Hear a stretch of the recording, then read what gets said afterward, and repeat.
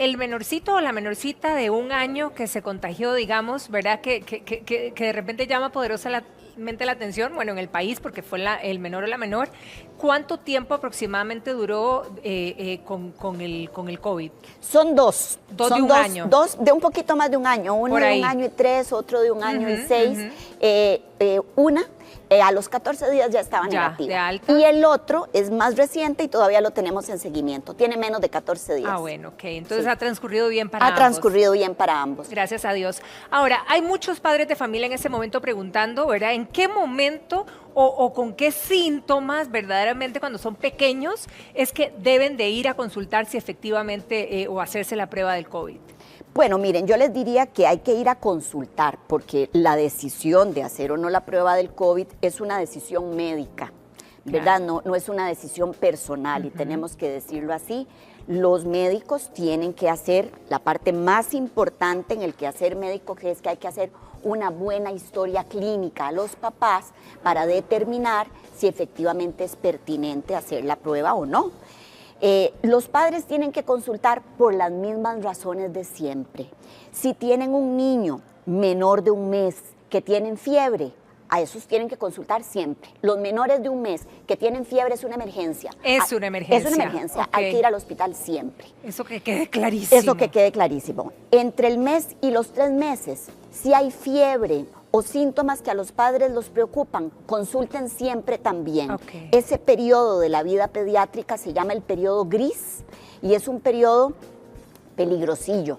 Cuando un padre tiene una duda, mejor consulte. Claro. En los niños más grandecitos, en los lactantes, ¿verdad? En los niños menores de 1 año, en los niños más grandecitos, si el niño tiene fiebre persistente por más de 48 horas, si rechaza el alimento, si no juega o si tiene alguna alteración en su modo usual de conducta, en esa situación hay que consultar.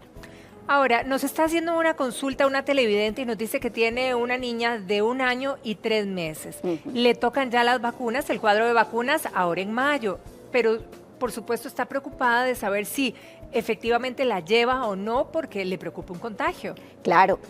Qué dicha que hace esa pregunta, porque una de las cosas importantes que queremos es que los niños no se nos queden sin las vacunas, porque entonces vamos a tener lo que se llama una segunda ola, donde se nos mezclan casos de COVID con casos de enfermedades prevenibles por vacunación. A esta televidente que nos está escuchando, por favor, llévela a la vacuna. En los vacunatorios estamos tomando precauciones.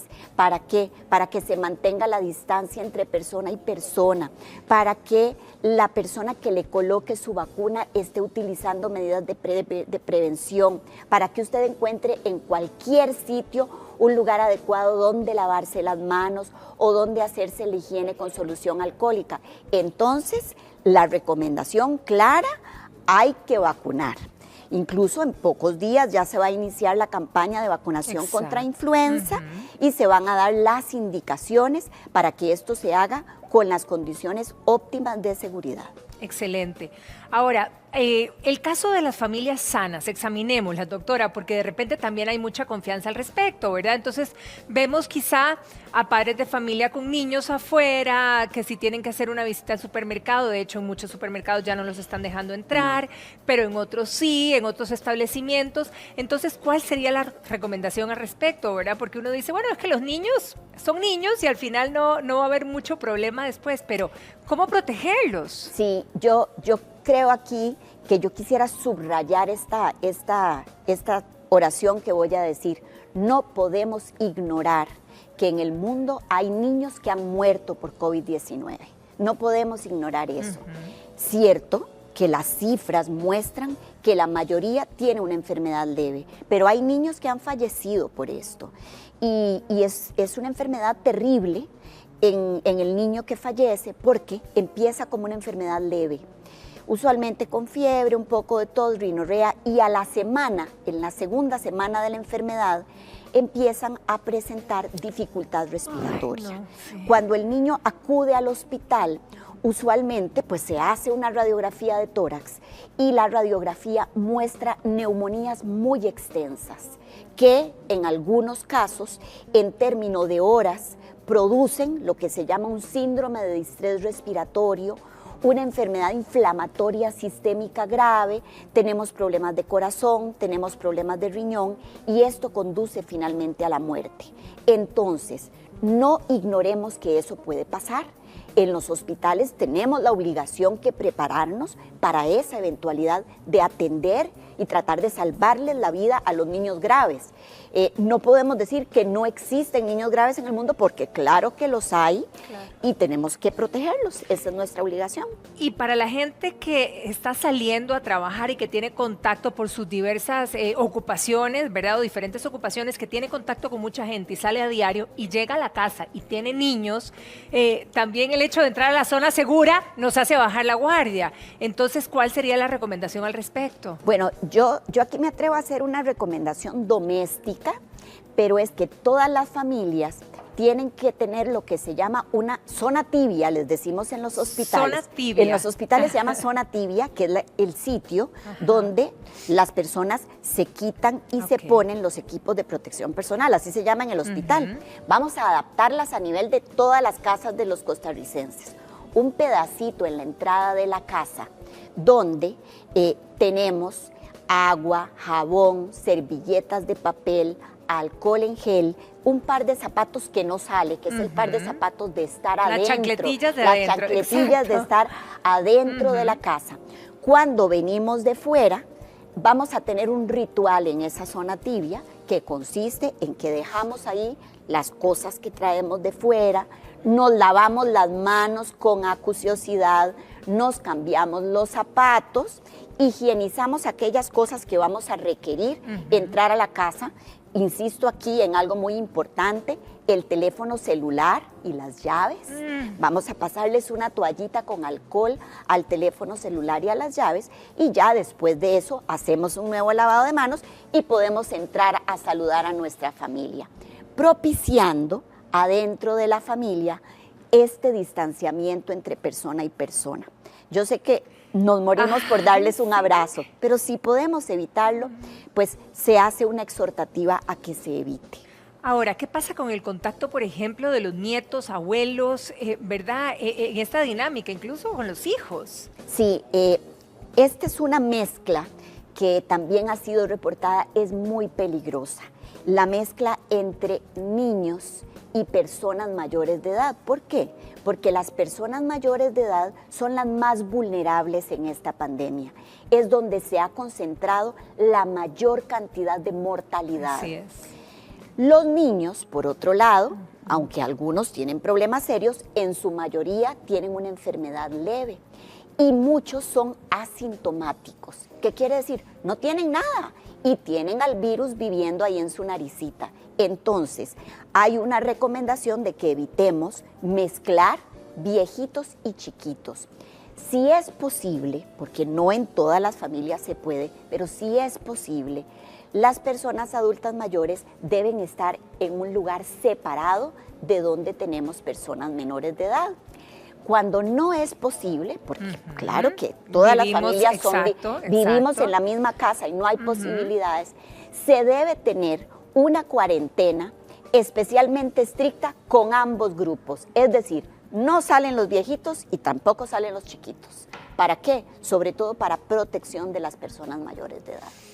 Bien, ahora los padres están preocupados y consultando, doctora, si hay que tener algún cuidado con los juguetes, porque es obvio que todos los chiquillos o los más pequeñitos se llevan todo a la boca. ¿Cómo manejarlo en casa? Bueno, los juguetes en realidad con las medidas normales de higiene, ¿verdad? Recordemos que si en casa no tenemos ninguna persona enferma, básicamente los cuidados normales, recuerden que siempre los pediatras insistimos en que los juguetes tienen que ser lavables, que los juguetes tienen que colocarse en sitios aireados, que los padres tienen que vigilar a los niños siempre y cuando están jugando particularmente pues para ver que el juguete no tenga partes pequeñas o que el niño no vaya a ingerir alguna sustancia que no tiene que ingerir.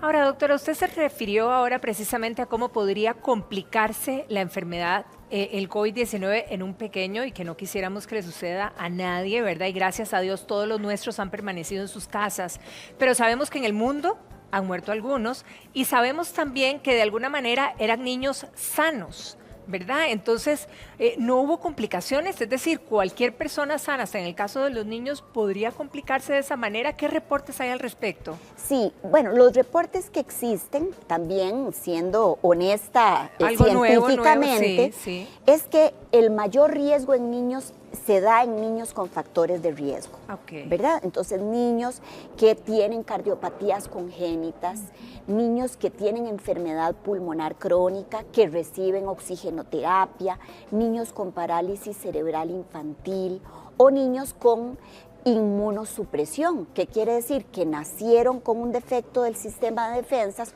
o que toman medicamentos que bajan las defensas para controlar alguna otra enfermedad. Esa es y los menores de 1 año también. Ese es el otro factor de riesgo. Ese es el grupo principal. Pero ¿qué pasa? Lo que pasa es que de este virus todavía no lo sabemos todo. Claro. Y hemos tenido niños sin factores de riesgo, así como adultos sin factores de riesgo, que han tenido una progresión rápida a la enfermedad grave y crítica y que han fallecido. Entonces, la medicina no es una ciencia exacta. Lamentablemente, siempre hay excepciones y es por eso que las medidas de precaución las tenemos que tomar todos y siempre. Son indispensables. Ahora, hablamos mucho de cuando los padres son los que están contagiados, cómo no hacer, ¿verdad?, para que sigan contagiando a los pequeños, que por lo que estamos hablando, pues ha sido casi que el común denominador en el caso de los pequeños. ¿Qué pasa cuando el pequeño es el que está contagiado, ¿verdad?, y en casa no hay más? ¿Cuál debería ser el cuidado de los padres, digamos, para ellos no contagiarse? Bueno, esa circunstancia aquí no ha sucedido. No se ha dado. No, y usualmente no es esa la dinámica de transmisión. Realmente somos los padres. Sí, es al revés. Pero bueno, digamos que exista un caso fortuito en que a un padre le toque cuidar a un niño que es positivo. Y en ese caso, doctora, perdón, ¿son papá y mamá la mayoría o es que es uno de los dos? No, son papá y mamá la mayoría. Papá y mamá, sí, ok. Papá y mamá la mayoría. Sí, en el caso fortuito, ya le digo que no es lo usual, pero como la medicina no es una ciencia exacta, podría darse, pues lo que se hace es darle el cuidado al niño con las medidas de precaución. Entonces, recordemos que el mecanismo de transmisión del SARS-CoV-2 es básicamente a través de gotitas de secreciones que salen de nuestra boca, de nuestra nariz o de nuestros ojos, lágrimas, moco o saliva, y esas gotitas infectan a la persona que está a menos de 1,8 metros de distancia. Usted y yo en este momento estamos respetando los 6 pies de distancia entre una y otra y es lo correcto de hacer. Así debería ser en casa. Sin embargo, a veces en casa esto no es posible y menos con un niño. Correcto. En ese caso, lo que se recomienda es que el adulto tiene que utilizar una mascarilla quirúrgica. Y cuando hablo de una mascarilla quirúrgica, es una mascarilla que brinda un estándar alto de protección. Recordemos que existen también las mascarillas no médicas, que en Costa Rica el que las desee usar las puede usar, pero este no es el escenario. Estamos hablando de una mascarilla quirúrgica que idealmente tiene que usar el padre. El uso de la mascarilla quirúrgica en los niños es difícil, porque de hecho en los menores de 2 años no se recomienda porque es imposible que el niño use una mascarilla quirúrgica y no se la toque. Claro. Vamos a decir la verdad, la mascarilla quirúrgica es incómoda. Hay que tener disciplina, fortaleza, método para colocársela bien, para evitar estársela tocando, para descartarla apropiadamente. Entonces, en esta situación, que ya le digo, es improbable, pero si tuviéramos un niño positivo al cuidado de un cuidador sano, el cuidador sano debe utilizar mascarilla quirúrgica y debe lavarse las manos con agua y jabón de manera recurrente, evitar el contacto físico con besos y abrazos en lo posible y pues practicar todas las otras medidas de higiene de superficies que hemos hablado. Bueno, esto es interesante porque a veces la gente piensa que el COVID-19 es un virus inmortal. No, gracias a Dios no. Ya sabemos que se muere, que logramos limpiarlo con limpiadores muy sencillos. Entonces, si aplicamos en casa la higiene de superficies, esta es una seguridad adicional. Vea usted esta pregunta, doctora, porque puede ser la pregunta de muchas mujeres en este momento. Nos dice una señora, yo soy una mamá sola, ¿verdad? Tengo una niña de 3 años y no tengo con quién dejarla. Tengo que salir a hacer ciertos mandados, entonces surge, ¿qué hago? ¿Me la llevo conmigo o la dejo con un vecino? Pero no sé tampoco si los vecinos están bien, qué cuidados están teniendo. Entonces, ¿qué hago? Bueno, vamos a ver. Son situaciones difíciles y yo le voy a decir también una opinión personal, Claro, no es claro. una opinión basada en la ciencia, pero es una opinión basada en mi experiencia. Cuando se dan estas situaciones, mi respuesta a las personas es valore el número de contactos que se generan en uno y en otro escenario. Vamos con esta señora. Esta señora es una madre solita, tiene que salir a hacer un mandado y el mandado es inevitable, primera pregunta, porque aquí nos hemos dado cuenta de que hay muchas cosas que podemos prescindir, ¿verdad? Sí. ¿Es inevitable? Bueno, resulta ser inevitable. Tiene que ir a la farmacia a comprar un medicamento, ¿verdad? Ajá. Y no tiene posibilidades de que le hagan una alguien entrega. más, sí, bueno, ¿verdad? sí. Sí. Por eso le digo, es inevitable. En ese caso, piense, si lleva a su niña al establecimiento donde usted quiera ir, llámese una farmacia, llámese un supermercado, ¿cuántos contactos con personas se van a generar ahí? Si le pide a su vecina el favor de que le cuide a su niña por un ratito mientras hace el mandado que tiene que hacer, ¿cuántos contactos con personas se van a generar ahí? Sí. Y hagan la aritmética, es muy sencilla. La respuesta correcta es donde haya menos contactos. Uy, sí, y más controlado además. Y más controlado. Hay otros elementos que nos pueden ayudar a decidir también. Recordemos que el contagio se da más en espacios cerrados. Cuando vamos a tener un contacto en un espacio abierto, las posibilidades son menores, entendiendo el mecanismo de transmisión. Entonces, algunas veces si la mamá dice, yo tengo que ir a comprar un determinado insumo y prefiero irlo a hacer a una ventanita de una pulpería que me queda cerca de la casa en vez de ir al supermercado. Y meterme en el súper. Exacto, pues la lógica es correcta. Queda totalmente claro. Ahora, se han reportado y se ha hablado de enrojecimiento en los piecitos o sarpullidos en la piel.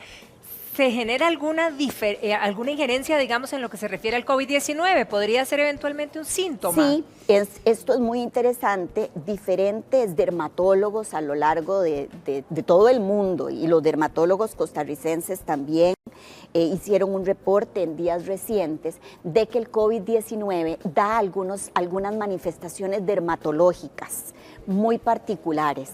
No son brotes comunes y corrientes, son algunas lesiones dermatológicas que recuerdan lo que los inmunólogos llamamos una vasculitis, que son como lesiones moradas o petequiales, ¿verdad? Muy particulares, que le voy a decir, el COVID-19 en eso se está portando muy parecido a otros virus, porque hay otros virus que también hacen lo eso. presentan. Sí, efectivamente es un tema que estamos estudiando, estamos leyendo, hay muchos reportes muy interesantes. No pareciera ser en este momento uno de los síntomas pivote para el diagnóstico de la enfermedad, pero existen. Tenemos que profundizar más y probablemente alertar a la población de cómo lucen esas lesiones y que ante la presencia de esas lesiones, por favor, busquen atención médica. Doctora, como siempre, ha sido un placer conversar con usted. De verdad que muchísimas gracias por sacar el ratito en esta agenda tan ocupada y exhaustiva que tienen en estos días ustedes. Y en buena hora nuestros chicos están bien controlados en el día a día. Muchísimas gracias y que tenga un feliz día dentro de todas las ocupaciones de hoy. Muchas gracias a doctora. usted por la